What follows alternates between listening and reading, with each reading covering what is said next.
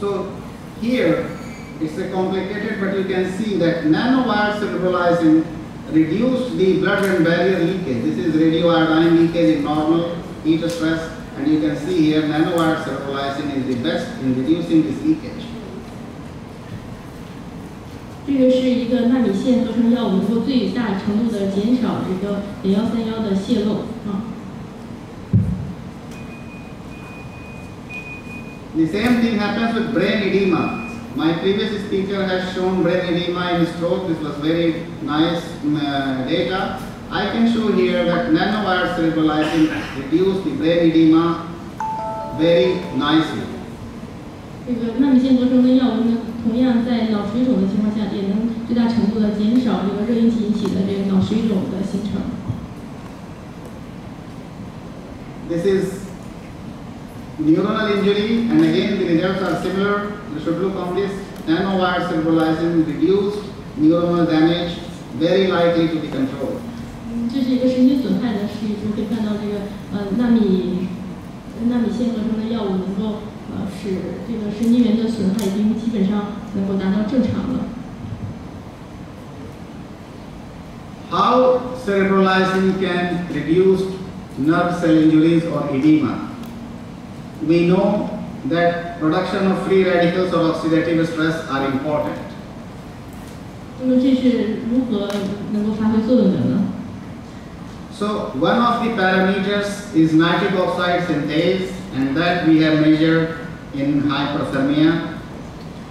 This is an example of neuronal injury. You can see that nanowire cerebralizing after 30 minutes and even 60 minutes reduced neuronal injuries significantly. 这是一个神经元损害的一个图，可以看到左边的这是纳米线合成的脑活素30分钟，右边是即使60分钟也是差不多。 Even in this situation, the rats were made hypertensive when they should show much more damage, but nanowire cerebralizing reduced it. 即使在右边这个高血压的情况下，它可能影响的更损害的更大，但是可以看到纳米线的脑活素也是能够发挥作用。 This is the example of neuronal nitric oxide synthase. You can see that nanowire cerebralizing after 60 minutes and 30 minutes significantly reduced. 可以看到这个也是。 Lower down. 纳米线合成脑活素能够有效的抑制和减少。 So this conclusion is similar, that nanowire cerebralizing is very important in reducing nitric oxide synthase production. 这个纳米线合成脑活素能够有效的减少神经元性的氧化碳合酶的产生。 And the last part I am showing our work with Dr. Fung on neuropathic pain that won the top 20% award at National Innovation Summit. 下面的工作是和冯主任一块儿进行的，然后再给大家讲一下这个有关于神经元性的疼痛，也是在前一段时间的华盛顿的会议上报道过的一项工作。 This is a model of the spinal cord, and we produce neuropathic pain by either cutting these nerves or tying these nerves, sensory nerves at L5 and L6. 这是一个学的视图，然后神经元性疼痛。大家知道一个神经元性疼痛的模型，可以看那是感觉神经特征。 Neuropathic pain can occur when also in normal persons after any injury to the spinal cord, in our soldiers when hand or legs are amputated because of any other reasons, then there is no any treatment. So we work on neuropathic pain model and studied also how nanoparticles can enhance this. 神经元性疼痛也会发生在正常人当脊髓损伤的时候，尤其是也会发生在战士的身上，所以我们想要制造一个这方面的模型。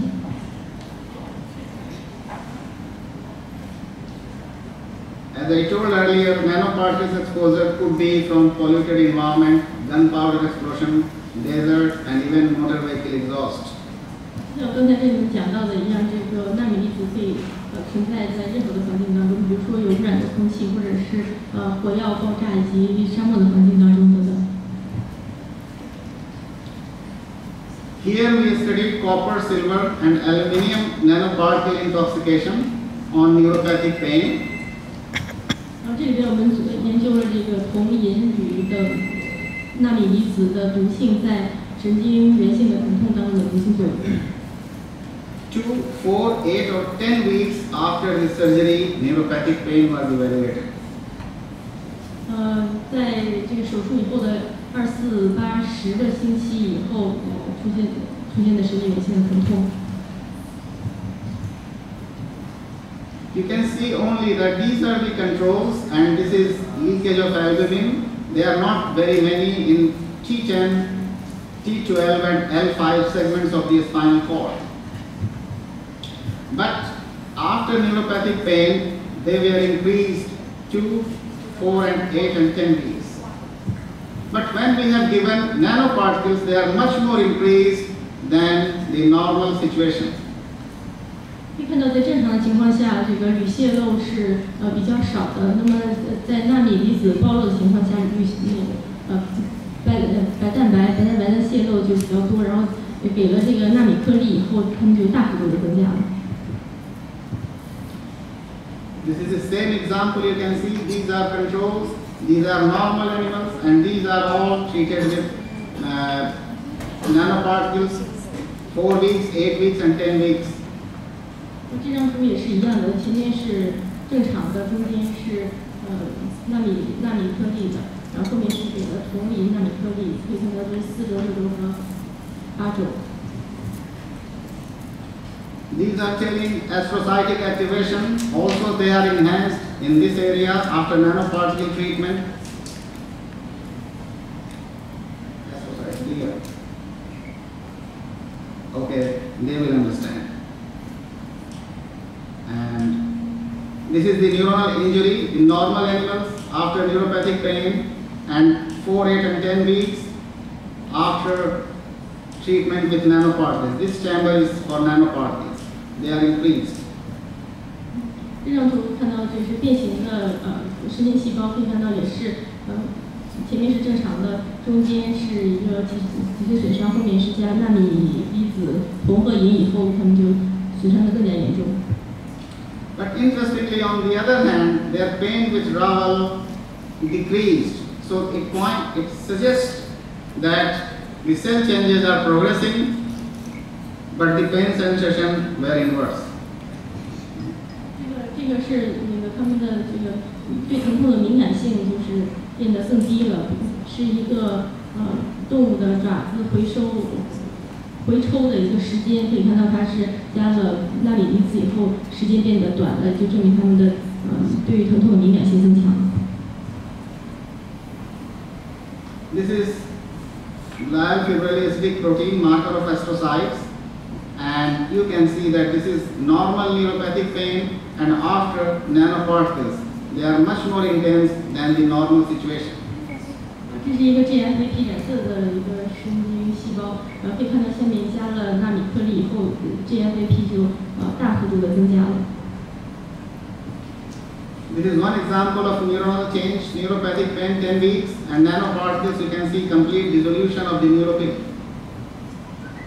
这个神经元性疼痛的模型10周以后的一个图形，可以看到第二组是加了纳米颗粒以后的。In this case, we have given nanowire cerebrolysine and also compared with normal cerebrolysine in high dose. 在这个实验，我们也是比较了纳米线合成的脑活素和脑活素之间的作用。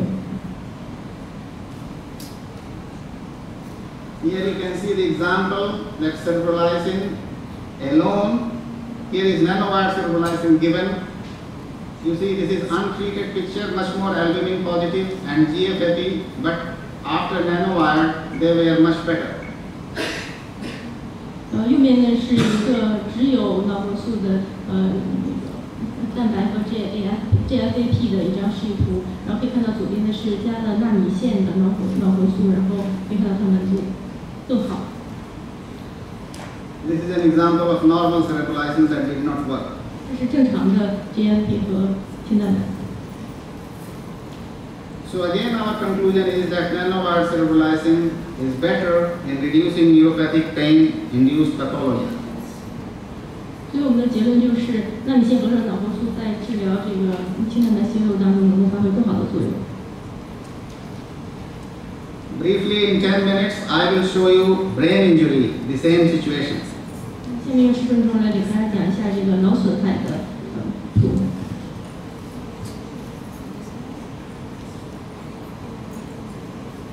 This is the example we have used in MPTP toxicity, a model for Parkinson's disease in substantia nigra and striatum. It is TH positive neurons, and you can see that when we have given nanowire cerebrolizing, it has increased towards the normal level. After MPTP, they are completely reduced.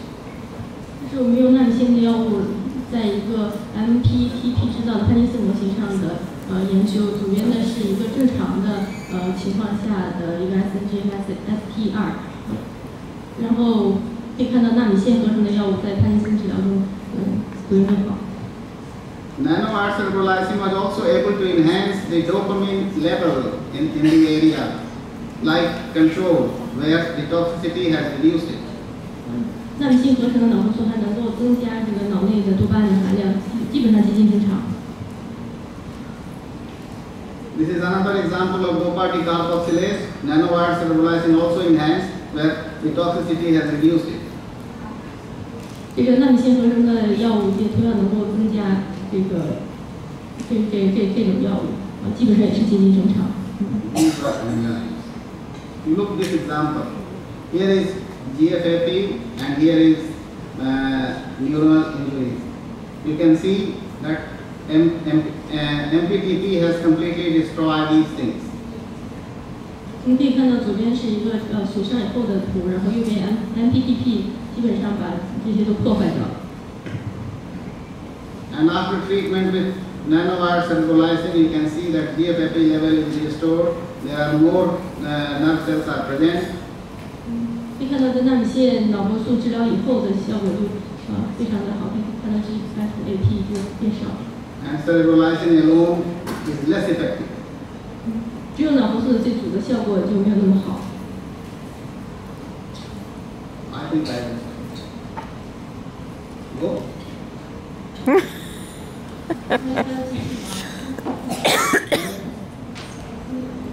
Okay.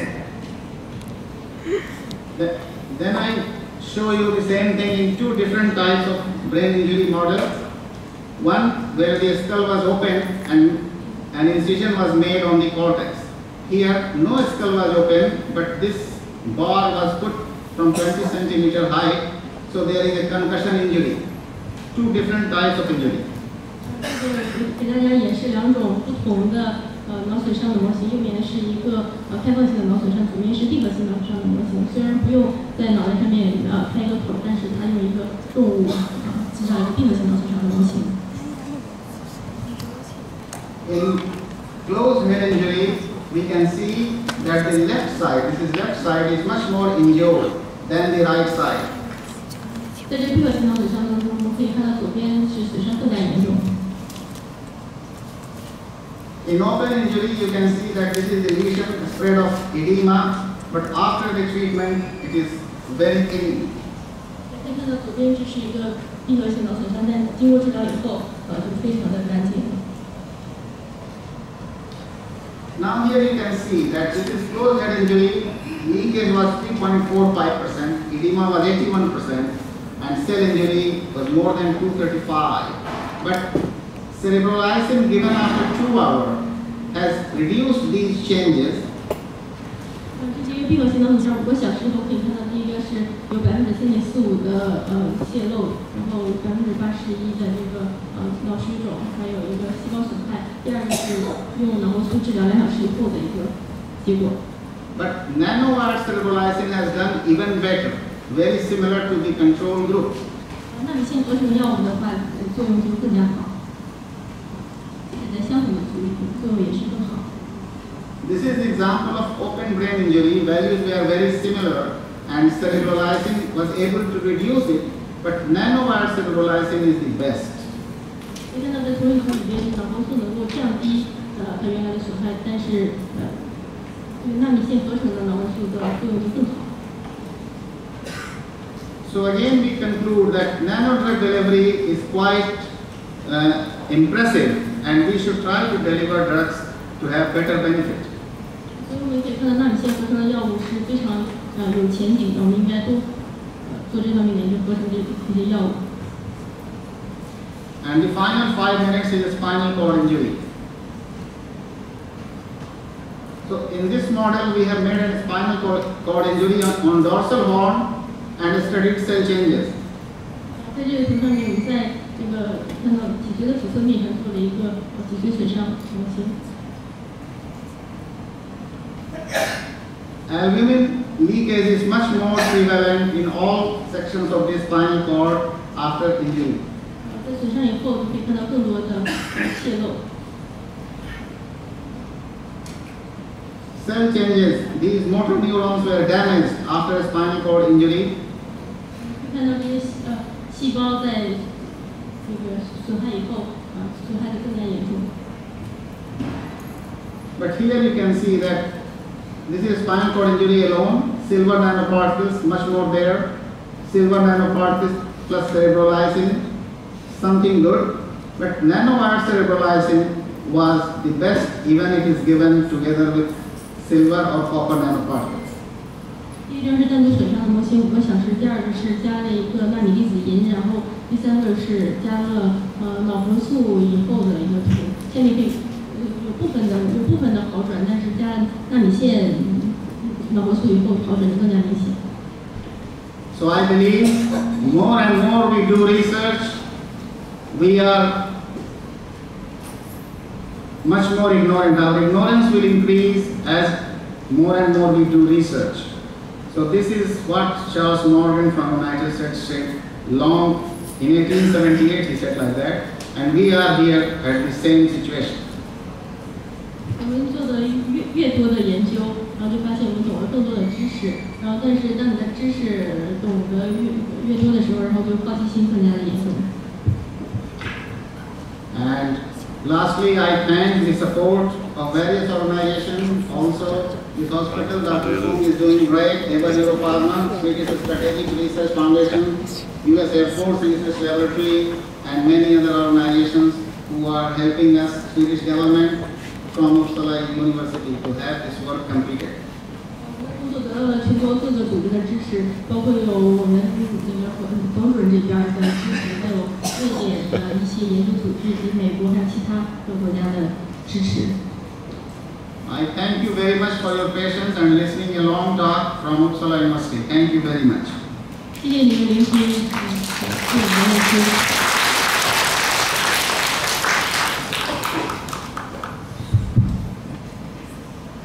非常感谢萨马教授的这个讲座，他特别是提到了在纳米技术，在纳米线加上脑红素之后呢，对于神经损伤的修复，还有以及这个和原来的脑红素做的比较。证明这个纳米线的这个脑红素对其他的损伤的效果更好，同时它对于这个纳米的2氧化硅啊等等这些这个纳米离子呢也进行了战术。萨姆教授呢，他主要研究方向是血脑屏障，他的从硕士、博士一直到他当导师，一直是在血脑屏障这块做文章。那么最近呢，他是这个在纳米方面，在全世界呢，特别是在美国的 SFN 这个会上，每年的一次会呢，还有一个专门的纳米这个讲座，而且有一个小组在活动，所以呢，在全世界，他在纳米修复这块还是做的比较好的。那么，我看看大家还有些什么需要提的。怎么样？确定吗？